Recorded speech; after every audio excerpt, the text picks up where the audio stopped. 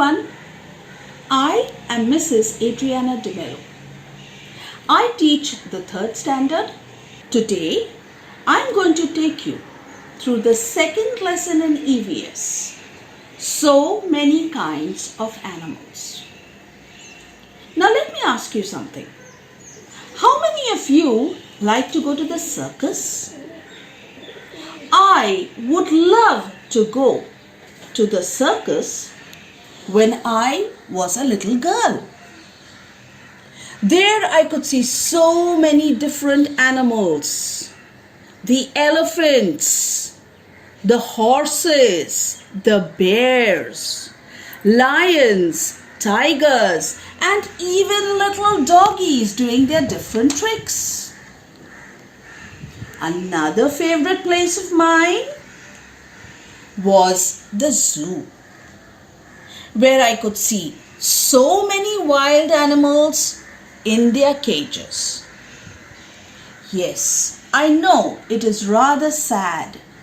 Something we now understand during lockdown, how difficult it must be for these animals to stay in those cages day in and day out.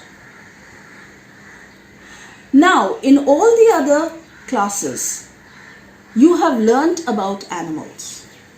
Can you tell me the different groups animals can be placed in? You're right.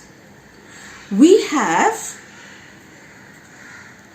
domestic animals like the dog, the cat, the rabbit, and parrots. Then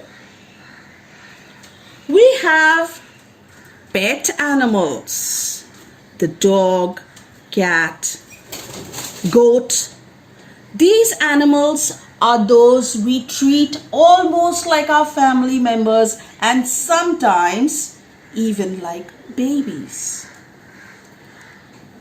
We also have wild animals, animals that are not trained, that can sometimes be dangerous, like the tiger, the rhino, the elephant, the lion. These animals are found in the jungle and also in the zoo. Animals are differentiated according to the different places where they live and are found. You have animals that are found on the land, like the cow and the dog. Animals that are found in the air, birds. Animals found in water, fish.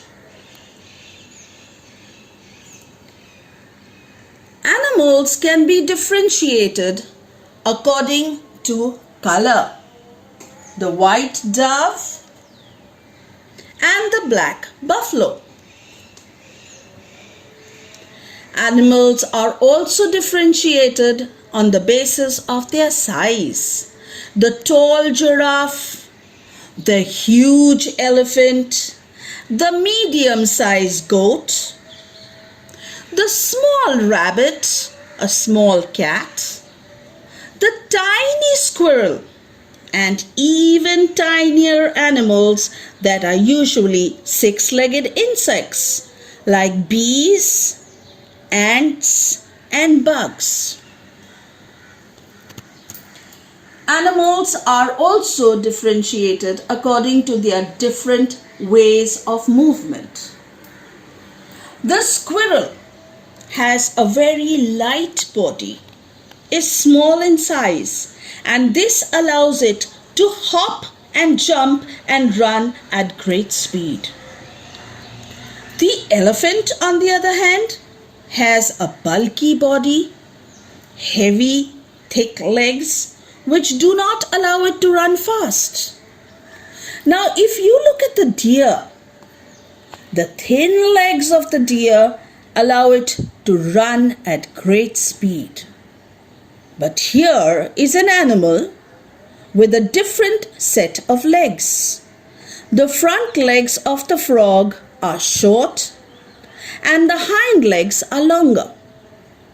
This allows the frog to jump high and take huge leaps. There are animals who are dear to us because they help us.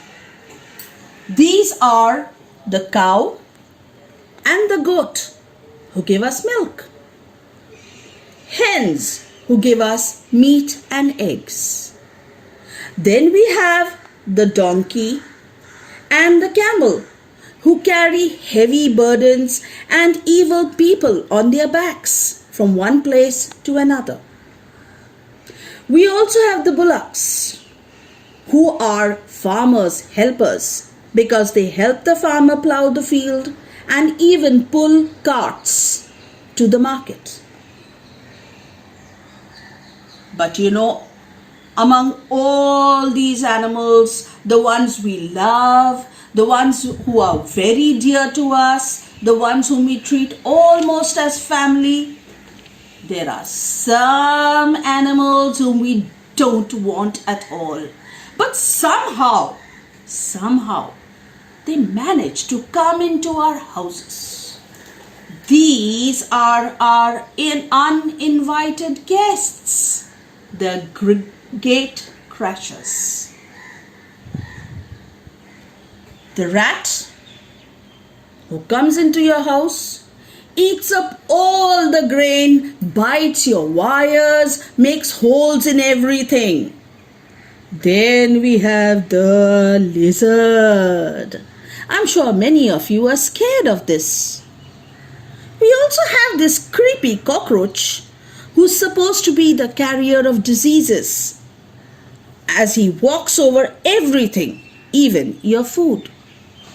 And then we have bugs. And the bug we don't like at all is the bed bug. So children, that's all for today. Thank you so much for listening, and I hope you've enjoyed this lesson. Keep it all in mind. Go over it in your heads. And now we will meet again for the rest of the lesson. Till then, don't worry your parents. Be good. Keep smiling and stay safe. Bye.